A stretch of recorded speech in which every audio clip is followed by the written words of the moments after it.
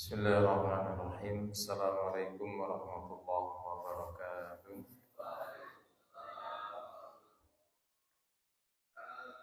Alhamdulillah. Alhamdulillah bi ni'matihi tatimmus shalihat. Asyhadu an la ilaha illallah wahdahu la syarikalah wa asyhadu anna Muhammadan abduhu wa rasuluh la nabiyya wa rasulah ba'da. Allahumma salli wa sallim ala nabiyyina Muhammadin sallallahu alaihi wasallam.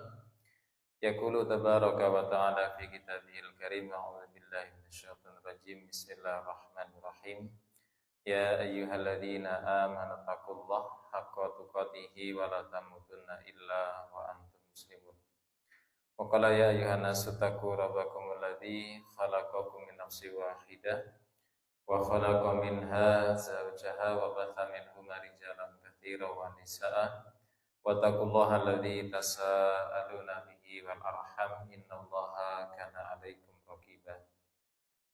Wa qala ya ayyuhalladzina amanu taqullaha wa qulu qawlan sadida yuslih lakum a'malakum wa yaghfir lakum dzunubakum wa may yuti'illaha wa rasulahu faqad faza fawzan 'azima. Wa qala Rasulullah sallallahu alaihi wasallam ittaqillaha tsumma kunta wa atbi sayyi'atan hasanatan tamhuha wa khaliqin nasa bi khuluqin hasanin.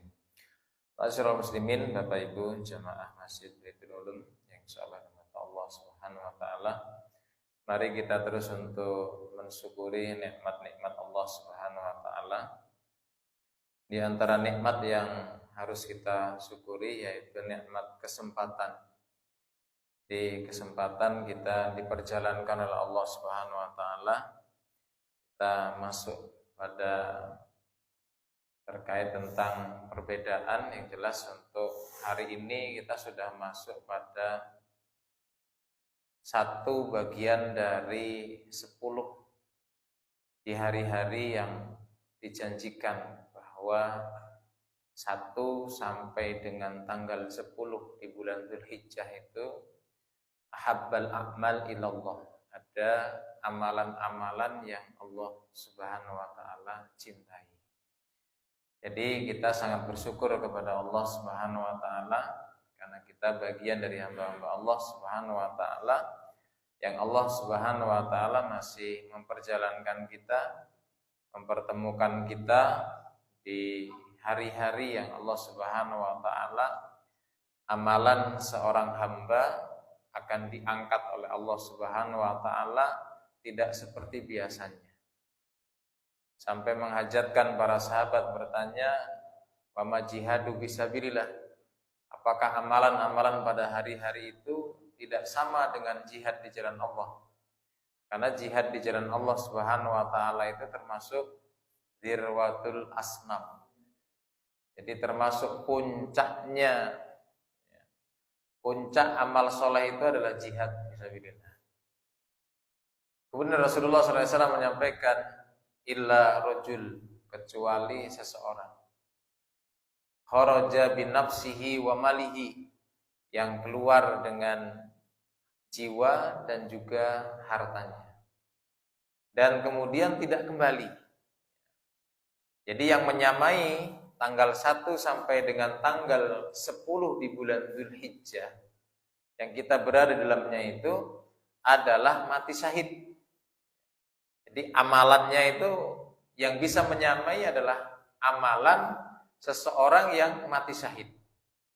Yang Rasulullah SAW menyampaikan, innalil syahid, sesungguhnya bagi orang yang meninggal dunia itu banyak keutamaannya. Di antaranya apa?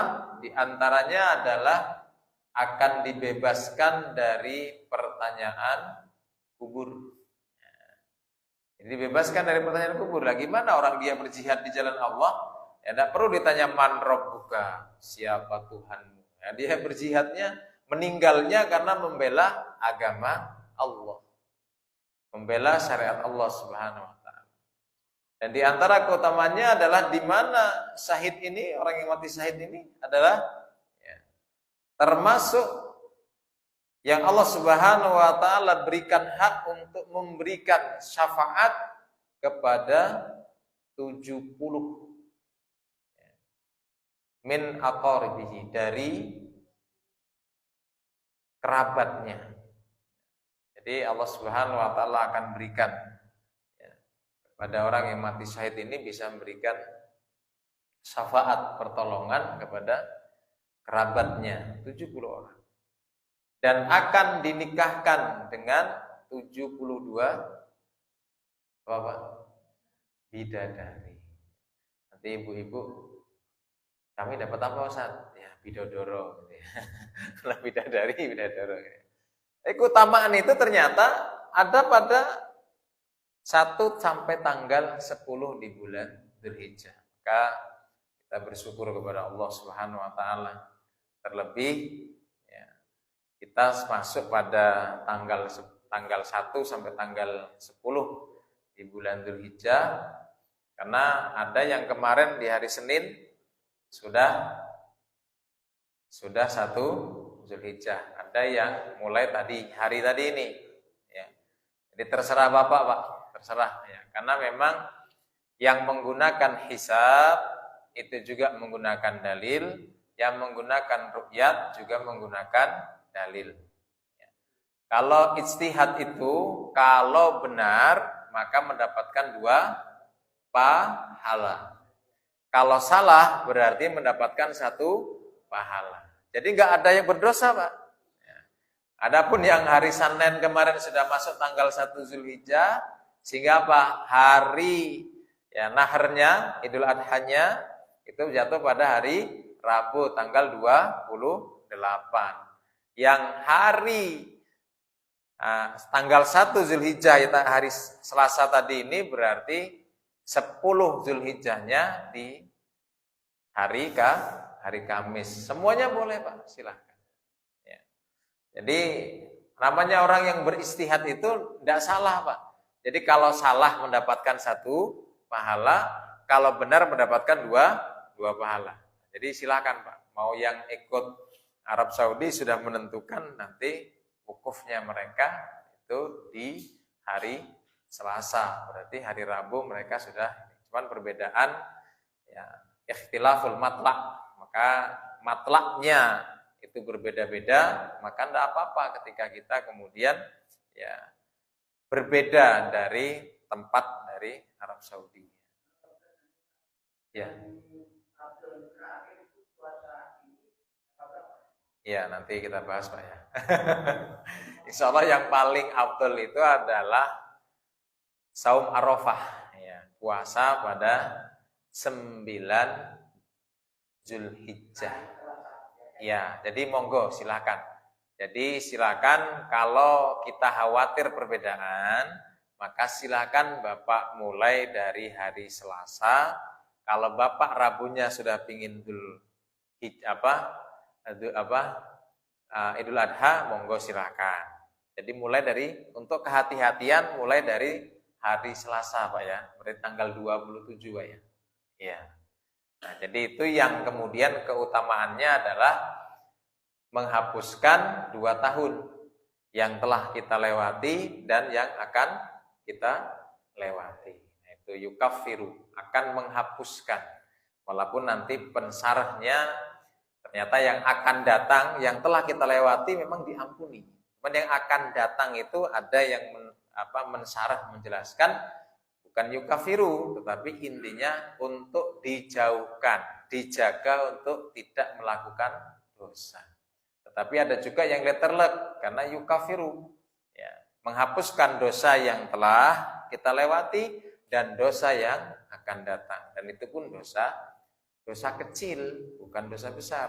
Kalau dosa kemudian mohon maaf, ya, uqul walidain, durhaka kepada kedua orang tua, ya harus minta maaf terlebih dahulu karena termasuk dosa besar.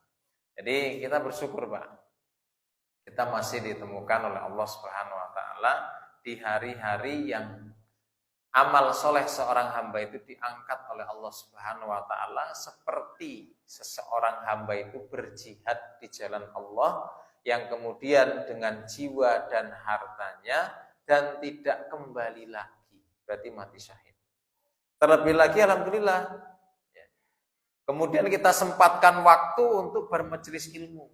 Nah, yang kemarin sudah kita bahas Man salaka tariqan yambaghi bihi ilman sahalallahu lahu tariqan ilal jannah. Jadi Allah Subhanahu wa taala yang akan memudahkan jalan menuju surga itu kalau kita ingin mendapatkan dengan doa-doa kita, Allahumma inni, ya Allah sesungguhnya aku as'aluka, memohon kepadamu husnal khotimah, mati dalam keadaan mati yang baik, penutup yang baik, maka jangan tinggalkan majelis ilmu. Karena yang memberikan kemudahan agar seorang hamba untuk mendapatkan husnul khotimah itu termasuk bagian dari karena melazimi majelis ilmu. Jadi sahalallahu, Allah akan memudahkannya untuk menuju surganya Allah Subhanahu wa taala ketika seorang hamba nantinya akan berpisah dengan dunia, itu pun Allah Subhanahu wa taala memudahkannya. Siapa yang menjanjikan sahalallah? Allah yang memudahkan. Jadi kok kemudian kita di sekitar lingkungan kita ada majelis ilmu, kemudian kita belum tertarik. Nah, ini ya kita sebenarnya menyayangkan. Kenapa? Karena kalau kita ingin kemudian mendapatkan ya akhir yang baik atau yang sering kita panjatkan doa, Allahumma inni as'aluka husnal khotimah, sesungguhnya ya Allah hamba memohon kepadamu agar diberikan penutup kewafatan, kematian yang baik. Maka apa? Dengan diantaranya adalah dengan menuntut ilmu. Ya. Kemudian ketika nanti kita sudah meninggal dunia, kemudian apa? Diletakkan di alam kubur, ada pertanyaan malaikat. Siapa yang menjamin memudahkan agar kita bisa menjawab itu, Pak? Allah Subhanahu wa taala. Sahalallahu lahu tariqan ilal jannah. Jadi surga itu ya nggak mungkin kemudian orang mau dapat surga kok kemudian ditanya oleh malaikat tidak bisa jawab. Allah yang akan memudahkan. Jadi pada hari ini kita tidak usah terlalu repot. Kemudian apa? Kita habiskan waktu kita untuk menghafal. Nanti kalau saya meninggal dunia ditanya man rabbuka? Rabbi Allah. Kita sudah mempersiapkan pertanyaan. Tidak terlalu penting itu, Pak. Tapi yang lebih penting adalah bagaimana kita untuk menetapkan diri kita agar di mana Allah Subhanahu wa taala akan memberikan janjinya. Ya.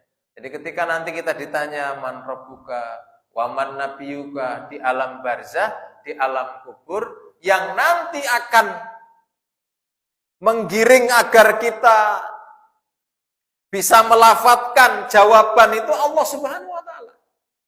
Dengan apa? Di antaranya adalah karena kita istiqomah di majelis ilmu. Belum lagi nanti kemudian kita dibangkitkan di padang mahsyar. Banyak orang yang kemudian tertunduk malu di hadapan Allah Subhanahu wa taala. Saking khawatirnya, saking kemudian rasa takutnya, malu di hadapan Allah Subhanahu wa taala, bahkan disampaikan ada yang sampai tenggelam dengan keringatnya. Naudzubillah. Tapi ternyata Allah Subhanahu wa taala akan memberikan janjinya, wahai hambaku, dulu kamu tuh dulu ketika di dunia rodok-rodok ngantuk, rodok-rodok males, rodok-rodok ya aras-arasen kalau bahasa Jawanya. Tapi apa? Kalian tetap berada di majelis ilmu. Ternyata apa? Itu Allah akan berikan kemudahannya. Naungan Allah Subhanahu wa taala. Nah, kita kalau kemudian kita mau taat kok tanpa ilmu ya tidak mungkin, Pak. Jadi yang memudahkan nanti di setiap keadaan, di fase-fase setelah kita meninggal dunia, ternyata di antara yang mampu memudahkan adalah karena sebab seseorang hamba yang kemudian apa? Mencoba untuk apa? Ya. Mencoba untuk mengalahkan. Kenapa? Kalau tidak dikalahkan, Pak, ya kita pengen santai di rumah, ya mungkin bisa lihat televisi, bisa kita kalahkan dengan apa? Ya sebentar aja. 35 menit, 40 menit kita mendengarkan. Ya, alhamdulillah, keutamanya sahalallah, Allah yang akan memudahkan. Belum lagi nanti di sirat, belum lagi ketika menerima catatan amal, belum lagi kemudian nanti ketika wazan timbangan itu kemudian akan ditimbang amal kebaikan, siapa yang akan memudahkan agar kemudian timbangan amalan kebaikan itu akan lebih berat? Allah. Siapa yang memudahkan nanti akan diberikan catatan amalan kepada seorang hamba kemudian diberikan dari sebelah kanannya? Allah Subhanahu wa taala. Dan di antara amalan yang luar biasa itu adalah amalan bermajelis ilmu. Masya Allah. Sudah bermajelis ilmu di hari-hari yang Allah tinggikan amal soleh seorang hamba.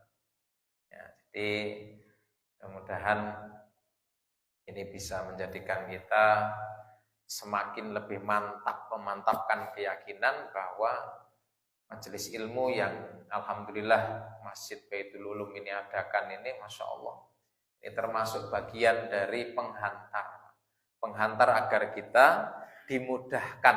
Siapa yang mudahkan? Allah Subhanahu wa taala, agar kita dimudahkan mendapatkan husnul khotimah. Kita dimudahkan untuk menjawab pertanyaan malaikat. Kita dimudahkan nanti ketika padang mahsyar. Kita dimudahkan dalam fase-fase, bahkan sampai menjembatani sirat. Insyaallah Allah Subhanahu wa taala akan memberikan janjinya, Allah akan memudahkan seorang hamba untuk menuju surganya Allah Subhanahu wa taala. Mari kita berselawat kepada Nabi kita Muhammad sallallahu alaihi wasallam, yang kita semua sangat yakin bahwa manusia yang paling barokah hidupnya di dunia dan mendapatkan kebaikan di akhirat adalah siapa yang mereka mengetahui sunnah, kemudian mengamalkan dan juga mencoba untuk mendakwahkannya. Mudah-mudahan kita semua diistiqomahkan oleh Allah Subhanahu wa taala untuk senantiasa belajar sunnah beliau, mengamalkan dan juga minimal mendakwahkan kepada keluarga kita. Mudah-mudahan dengan sebab itu semua kita termasuk bagian dari umat beliau yang nantinya mendapatkan syafaat beliau di yaumul qiyamah. Amin amin ya rabbal alamin. Bapak Ibu rahmat Allah Subhanahu wa taala, kita sedikit nanti mengulas tentang keutamaan tanggal 1 sampai tanggal 10 di bulan Dzulhijjah. Kemudian setelah itu yang kita titik beratkan adalah agar kita bagian dari hamba-hamba Allah Subhanahu wa taala yang mendapatkan hidayah taufik. Karena kalau kita mengkaji seperti ini hidayah irsyad.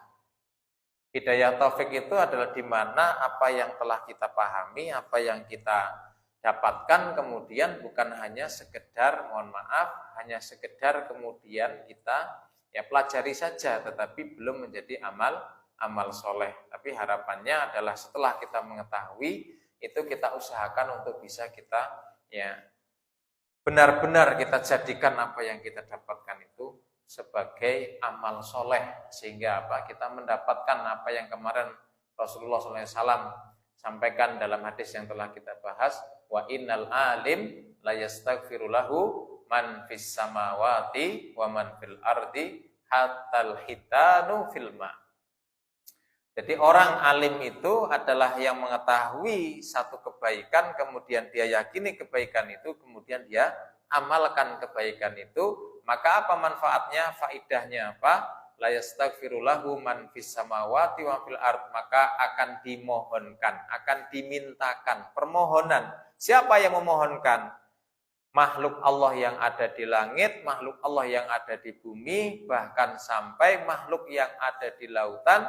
Kemudian apa? Bermohon kepada Allah, ya Allah ampunilah hambamu yang dia telah mengetahui ilmu, kemudian dia yakini kebenaran, dan kemudian dia amalkan kebenaran itu. Jadi kalau kita mengetahui bahwa 1 sampai tanggal 10 di bulan Dzulhijjah yang kita berada dalamnya, itu adalah keutamanya luar biasa. Ternyata apa? Rasulullah SAW itu sudah memberikan contohnya, syariatnya. Dari istri-istri beliau. Jadi kalau kita sebutkan istri-istri beliau, memang beliau istrinya tidak cuma 1. Jadi baik bapaknya atau ibunya, bapaknya tidak usah tertawa, ibunya juga tidak usah merasa cemberut kok istri-istri. Karena memang Rasulullah istrinya tidak cuma 1. Bahwa Rasulullah SAW itu ketika beliau masuk pada tanggal 1 sampai tanggal 10 di bulan Dzulhijjah, di mana an ba'di azwajin Nabi sallallahu alaihi wasallam qalat kana Rasulullah sallallahu alaihi wasallam. Kalau menggunakan kana itu berarti pekerjaan itu, amal soleh itu, kalau dalam hadis nanti menggunakan kana, berarti amal soleh itu adalah amal yang senantiasa berulang-ulang Rasulullah sallallahu alaihi wasallam kerjakan. Dan beliau istiqomah dalam mengerjakannya. Jadi tidak usah ditanya bagaimana baiknya Rasul. Ya. Jadi Rasulullah itu kalau mengerjakan amal soleh tidak usah ditanya bagaimana kehusuannya, kemudian baiknya dalam mengerjakan rukun-rukunnya. Bahwa Rasulullah SAW itu, ini kesaksian dari istri-istri beliau, yasumu tis'a dzulhijjah. Bukan tasik, Pak. Kalau tasik berarti hanya pada tanggal 9. Tetapi di sini disebutkan Rasulullah yasumu. Beliau itu berpuasa. Ya. Di sini bukan menggunakan panjang, bukan tasik, tapi tis'a dzulhijjah. Tis'a dzulhijjah itu menunjukkan bahwa tanggal 1 sampai tanggal 9 Dzulhijjah. Karena tanggal 10-nya Idul Adha itu haram untuk puasa. Nah, jadi kalau ada yang kemarin hari Senin sudah puasa, monggo. Hari tadi Selasa puasa, monggo. Ya. Ataupun kemudian besok mulai, aku kurang ngerti kok. Nah, cuma gitu. Udah ketinggalan 2 hari, cuma 1 hari. Ya, Selasanya. Berarti mulai hari Rabu. Hari Rabu sampai dengan tanggal 9 Dzulhijjah. Ini kebiasaan Rasul. Jadi Rasulullah SAW itu puasa tanggal 1 sampai tanggal 9. Karena tanggal 10-nya adalah Idul Adha. Itu yang beliau ajarkan kepada umatnya. Nah, jadi monggo umatnya kalau yang kemudian bisa, ya monggo kerjakan. Tetapi apabila tidak bisa 1 sampai tanggal 9, maka minimal sekali kita kerjakan di tanggal 9-nya. Itu yang disebut dengan siam atau saumu Arafah. Ketika jamaah haji wukuf di padang Arafah, kemudian yang tidak wukuf, kita yang tidak haji, itu ada syariat sunnah muakkad berupa apa? Puasa pada tanggal 9-nya, yang fadilahnya, keutamaannya adalah di mana menghapuskan 2 tahun, setahun yang telah kita lewati dan setahun yang akan datang. Silahkan Pak, kalau saya memang kalau ini mulainya ya, dari Selasa, Rabu, untuk kehati-hatian Pak ya, untuk kehati-hatian. Di Selasa dengan hari Rabu. Kalaupun kemudian kita Selasa sudah puasa, kemudian kita ingin hari Rabu sudah Idul Adha, ya tidak apa-apa. Karena bagian dari ilmu hisab itu menentukan hari Rabu tanggal 28-nya sudah masuk 10 Dzulhijjah. Ini yang pertama adalah syariat puasa, untuk mengisinya dengan puasa. Kemudian yang selanjutnya adalah dari Ibnu Abbas. Ibnu Abbas radhiyallahu anhuma, wadhkurullah fi ayyami ma'lumatin ayyamul asr wal ayyamul ma'dudat ayyamut tasyrik. Jadi hendaknya kalian banyak berzikir kepada Allah. Jadi tanggal 1 itu banyak kita gunakan untuk berzikir. Dan di antara zikir yang biasa kita bahas, zikir itu menggunakan apa? Al-Qur'an. Nah, jadi mulai Pak, kita perbanyak baca Al-Quran. Ya. Kenapa? Karena amalan ahabbal a'mal ilallah, amalan itu yang Allah cintai. Bahkan disetarakan dengan orang yang berjihad di jalan Allah, yang kemudian ketika berjihad dengan harta dan jiwanya tidak balik lagi, berarti mati syahid. Ya usahakanlah bacaan Al-Quran kita itu akan diangkat derajatnya sama seperti orang yang berjihad dan mendapatkan kesyahidan. Ataupun zikir-zikir mutlak, ya monggo silakan. Ketika kita mau istighfar astagfirullah, ketika kita mau tasbih subhanallah, mau tahmid alhamdulillah, mau takbir Allahu akbar, mau tahlilnya la ilaha ilaha illallah. Kita perbanyak. Kemudian selanjutnya adalah perbanyak infak dan sedekah. Ya walaupun mungkin kita hanya dengan senyum Pak ya. Senyum itu kan bagian dari sedekah. Jadi nanti kalau bapaknya jadi sering senyum Bu, itu pengen sedekah Bu. Kalau ibu juga kemudian jadi senyum-senyum sama bapaknya, itu berarti pengen sedekah. Jadi kalau pengen sedekah di hari yang mulia ini, Masya Allah, ya usahakan kita untuk bisa memperbanyak kebaikan. Kemudian puncaknya Pak, puncaknya itu pada tanggal Yaumun Nahr, hari penyembelihan. Inna a'tainakal kautsar, sesungguhnya kami telah memberikan nikmat kepadamu, hai Muhammad, dan kepada umatmu, kautsar. Kautsar itu nikmat yang sangat banyak, nikmat yang luar biasa. Fasholli li rabbika wanhar, maka hendaknya dirikanlah sholat dan juga laksanakan penyembelihan.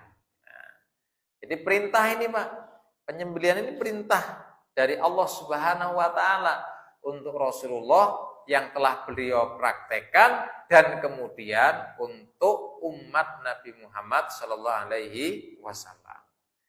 Maka Rasulullah sallallahu alaihi wasallam menyampaikan bahwa tidak ada amalan yang lebih Allah Subhanahu wa taala cintai pada hari nahar itu, kecuali apa? Kecuali seseorang hamba untuk hiraqatid dam, mengalirkan darah hewan yang dikurbankan. Fa innahu la ya'ti yaumal qiyamah biquruniha wa adlafiha wa asy'ariha wa inna dama la yaqa'u minallahi azza wa jalla bi makanin qabla ayyaqa'a 'alal ardi fatibu bihan nafsa. Jadi ternyata Masya Allah Pak, kita ini ada syariat-syariat yang Allah Subhanahu wa taala itu berikan kepada kita. Syariatnya pertama Allah perintahkan untuk Nabi Ibrahim alaihi salam. Ketika beliau nunggu-nunggu sudah sampai istrinya tua, tidak punya anak, kemudian punya anak namanya Ismail, setelah punya anak dibuang, dipisah dulu. Sayyidah Hajar dan Nabi Ismail kecil itu di Bakkah ya, itu ditinggal. Ternyata setelah kemudian ditanya oleh istri beliau, apakah ini Allah yang memerintahkan? Iya. Bahkan apa, sejak ini tidak boleh nengok lagi. Cuman satu, ditanya, apakah ini yang memerintahkan adalah Tuhanmu? Benar, ya sudah, kerjakan. Setelah lama, kemudian mereka berpisah, kemudian Ismail kemudian tumbuh besar. Masya Allah, diuji lagi. Karena khawatir. Ya, ternyata apa? Khawatir Pak. Jadi untuk ngetes ini, jangan-jangan cintanya Ibrahim kepada anak istri lebih besar ya, daripada cintanya kepada Allah Subhanahu wa taala. Sehingga apa? Suruh disembelih. Ya. Yang disembelih nggak tahu kalau kemudian diganti oleh Allah, nggak tahu tadinya Pak. Hanya kemudian apa? Sami'na wa ata'na, mendengar dan kemudian mentaati. Ya. Kita kan nggak suruh nyembelih yang seperti itu Pak. Kita hanya menyembelih kecintaan kita kepada harta kita. Ya. Dan kemudian banyak hamba-hamba Allah Subhanahu wa taala yang kemudian apa? Ya. Salah dalam menyikapi syariat. Jadi syariat kurban itu tidak seperti syariat akekah, Pak.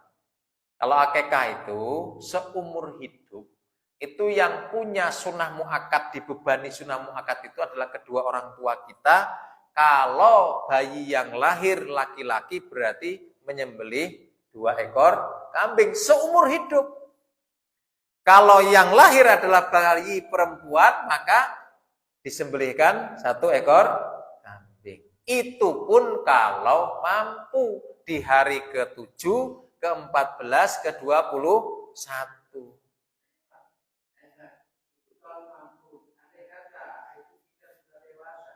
Ya. Ya. Iya. Jadi para ulama membolehkan kita akekah, mengakekahi diri sendiri itu diperbolehkan. Tetapi hukumnya hanya sebatas sedekah saja. Jadi tidak apa-apa gitu loh. Tapi sebenarnya yang punya bukan kewajiban ya Pak, itu yang diberikan ya. Kemudian ya beban itu bukan anak, tetapi orang tua. Tetapi ketika orang tua kita dulunya memang ya mohon maaf gitu ya, nggak mampu, maka gugur kewajiban, gugur beban itu atas mereka. Dan kemudian ketika anak itu setelah dewasa, kemudian dia ingin akekah untuk dirinya sendiri, diperbolehkan. Ya enggak apa-apa, karena namanya sudah tidak mampu. La yukallifullah nafsan illa wus'aha. Iya, jadi tidak apa-apa. Nah, ini mohon maaf, saya tanya sama bapak saya tidak diakekahi Pak. Iya. Tapi kita berusaha untuk, nah kalau kurban itu bukan setahun bukan seumur hidup sekali, bukan. Ya, jadi bedanya akekah dengan bedanya kurban itu, kalau akekah itu seumur hidup itu hanya satu kali. Laki-laki berarti 2 ekor kambing, kalau perempuan berarti 1 ekor kambing. Kalau kurban itu beda Pak. Kurban itu di mana Rasulullah SAW mengatakan man lahu sa'ah. Siapa yang diberikan kelonggaran harta, titipan harta, karunia yang Allah Subhanahu wa taala berikan. Sekarang begini Pak, kemarin sudah pernah kita bahas Pak. Nafas kita, ada orang yang di Riyadh pakai tua 78 tahun, ketika menggunakan tabung oksigen selama 24 jam ditagih oleh pihak rumah sakit berapa Pak? 2.400.000. Coba Pak, sekarang alasan apa Pak? Sekarang itu ada kambing yang harganya 1.500.000 itu ada. 2 juta juga udah lumayan gede, apalagi 2.400.000. Kalau kita suruh membayar oksigen ini Pak, 1 hari 24 jam itu ya 2.400.000, setahun kita ya suruh beli kambing 2.400.000 kok nggak mampu. Nah ini masalahnya di mana? Ya. Sedangkan keutamaannya Rasulullah SAW menyampaikan keutamaan Pak. Ya. Fa innahu ya'ti yaumal qiyamah bikuruniha, dengan tanduknya, dengan kukunya sempurna, bahkan kemudian dengan seluruh asy'ar. Sya'run berarti setiap helai. Coba Pak, sekarang begini Pak, kita bisa enggak, atau saya ngasih Bapak 500.000, ya dapat tugas. Apa tugasnya Ustaz? Menghitung ya jumlah helai rambut yang ada di telinganya saja. Telinga kambing diketok tapi wis disembelih ya. Kemudian apa? Dihitung. Tidak mampu Pak kita Pak. Apalagi seluruhnya Pak, coba. Masya Allah. Jadi kira-kira gitu Pak, kira-kira apa yang menghalangi kita Pak? Ya kalau kita tidak punya banget iyalah. Tapi Rasulullah SAW itu mengancam begini, siapa yang punya, yang Allah karuniai dengan harta yang agak longgar, falam yudohi, dia tidak berkorban, maka jangan dekati tempat sholat kami, kata Rasul. Kenapa? Ini mohon maaf, kadang-kadang menyepelekan. Kemudian Rasulullah SAW mengatakan sesungguhnya ketika darah itu mengalir, belum sampai menyentuh bumi, Pak. Ternyata apa? Allah Subhanahu wa taala sudah terima, Pak.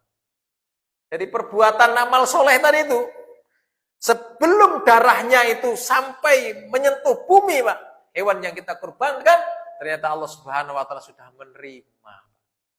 Itu luar biasa.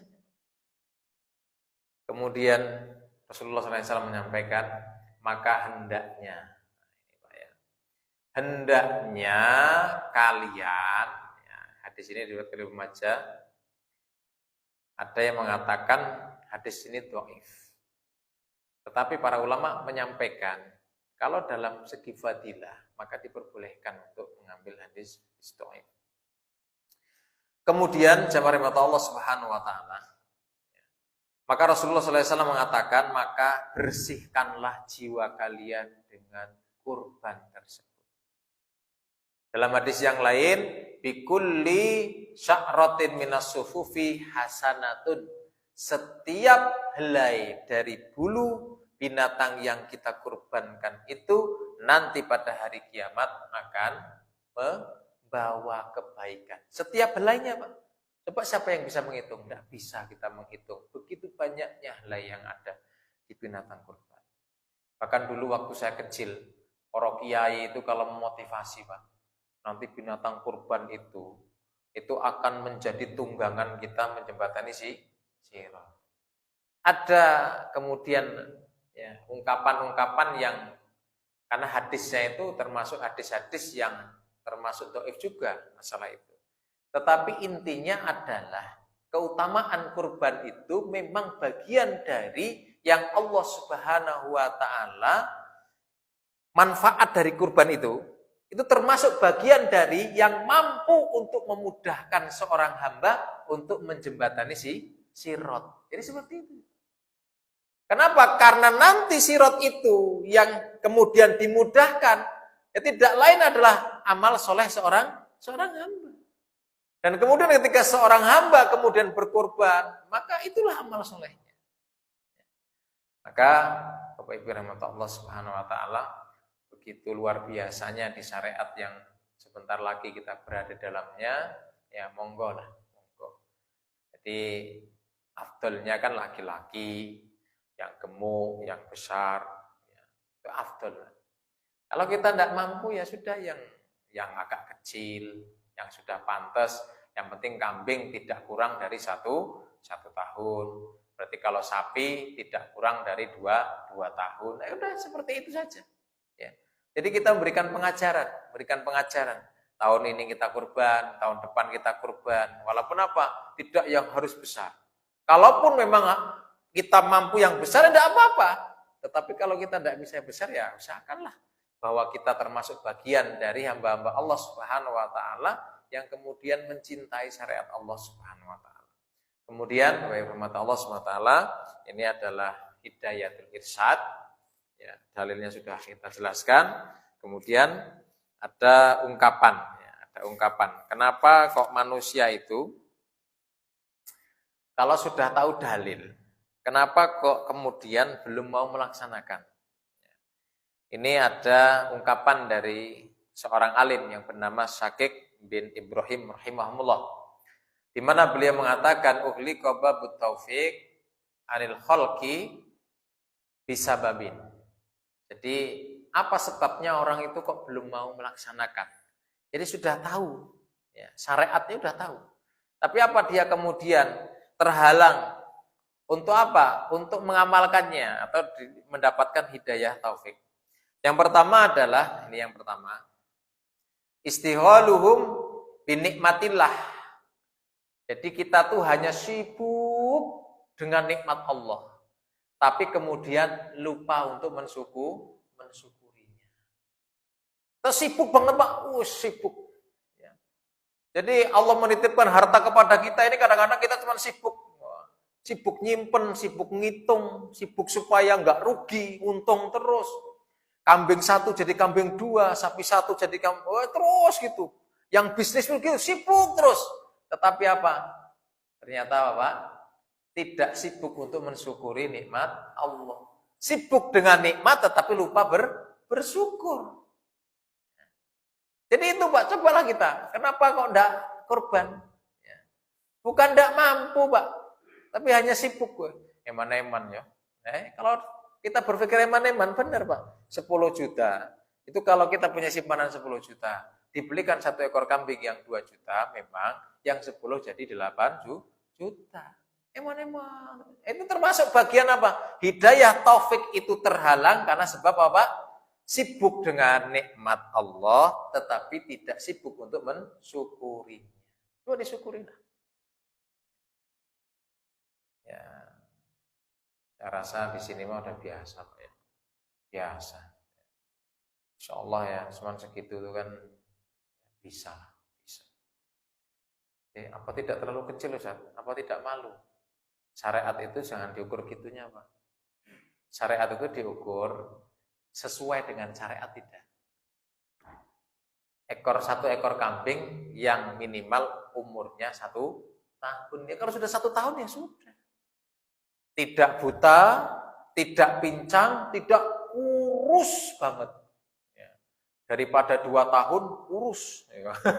Dibawa gitu, kayak iya kayak enggak gitu. Nah, lebih baik yang 1 tahun setengah lah ya. Kalau kambing kacang itu kan, tadi pagi saya baru melihat kambing kacang. Rego piro Mas? Rego 18 Ustaz. Oleh kurang ora? Ya nek nggo Ustaz oleh kurang. Piro? 17 Ustaz. Oh iya. Iki piro iki? 21 Ustaz. Kambing kacang juga? Iya Ustaz. Lho bedane apa? Iki lemu, kayak wis tuwa. Gitu. Boleh kurang? Boleh Ustaz. Gitu Pak. Udah apapun ini kan. Ya enggak mesti untuk saya Pak itu Pak. Cuman memang kadang-kadang kita itu Pak, kadang-kadang ya, itu untuk mengajari masyarakat itu, jangan tiap kurban itu kita gede terus Pak, untuk memberikan pengajaran. Kenapa? Orang sekitar itu ketika kita, itu kambingnya gede terus. Akhirnya apa? Malu Pak. Malu mau korban yang kecil-kecil itu malu. Pernah tetangga itu bawa kecil dan perempuan. Ustaz ini boleh. Anda yang ingin sendiri kan? Iya. Sudah lebih dari 1 tahun. Sudah Ustaz. Gak apa-apa. Bawa. Wong-wong par nyembelih pedong ngomong. Nah ini gimana ini? Terus tanya aja sama Ustaznya. Saya ditanya. Ustaz itu gimana? Kok kambing perempuan? Boleh. Sah. Kecil tapi gak ada apa-apa. Nah daripada mohon maaf, kamu orang yang ngomong-ngomong itu, sebenarnya kamu orang itu mampu beli yang gede-gede, tapi gak kurban, ya kan? Nah ini mohon maaf. Ya. Jadi yang pertama apa Pak? Disebabkan apa? Sibuk dengan nikmat Allah, tetapi tidak mensyukuri. Monggo lah disyukuri. Ya. Kemudian yang selanjutnya diantaranya adalah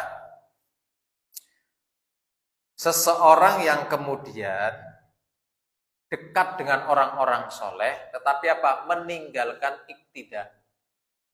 Jadi contoh nih, kita sering melihat orang-orang soleh, itu kalau kurban terus ya. Tapi apa? Kita cuma melihat saja, kita dekat saja, tetapi apa?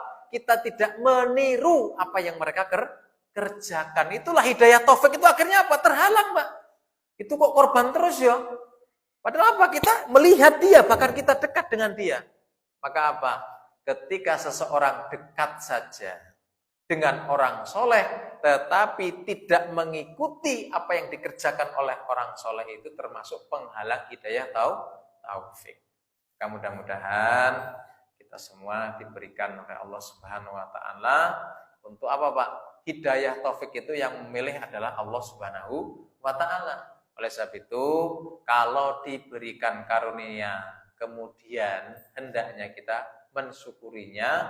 Ketika kita sudah Allah berikan contoh dari orang-orang soleh sekitar kita, maka hendaknya kita mengikuti apa yang mereka contohkan. Ojo gur, wah itu mah orang hebat, itu orang soleh itu. Lah kita nggak pernah gitu ya. Usahakan bagaimana ketika mereka sholat berjamaah, kita sholat berjamaah. Ketika mereka puasa, ketika mereka taklim, kita ikut taklim, ketika mereka kurban, kita pun hendaknya bisa kurban. Mungkin itu saja yang kurang lebih saya sampaikan. Kurang dan lebihnya saya mohon maaf kepada Allah Subhanahu wa taala. Kepada jemaah sekalian saya mohon maaf. Akhirul da'wana wassalamualaikum khairat. Wassalamualaikum warahmatullahi wabarakatuh. Waalaikumsalam warahmatullahi wabarakatuh.